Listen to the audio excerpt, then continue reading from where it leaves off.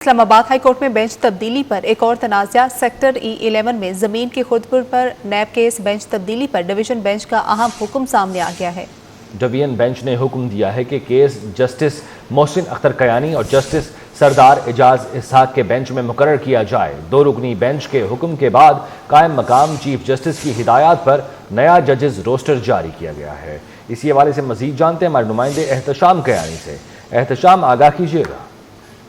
देखिए, Islamabad high court के justice Mohsin Akhtar Kayani और जस्टिस सरदार एजाज इसहाक खान पर मुश्तमिल ये 2 रुकनी बेंच था जो सेक्टर E11 में जमीन के खुरबुर के केस से मुताल्लिक केस सुन रहा था, क्योंकि इस मामले पर एक नैब रेफरेंस भी एहतसाब अदालत में दायर किया जा चुका है। तो वो मामला भी जेर बहस आया और इस पर अहम ऑब्जर्वेशन उस बेंच की जानिब से आई थी, लेकिन जो अगली तारीख उस केस की मुकर्रर की गई उससे पहले डिवीजन बेंच जो था वो तब्दील हो गया, नए बेंचेस बन गए और उस बेंच में जस्टिस मोहसिन अख्तर कयानी के साथ जस्टिस समन रफत इम्तियाज को शामिल कर दिया गया। तो उस बेंच ने ये ऑर्डर किया कि पुराना 2 रुकनी बेंच जो था उसे बहाल किया जाए और ये केस उसके सामने ही मुकर्रर किया जाए।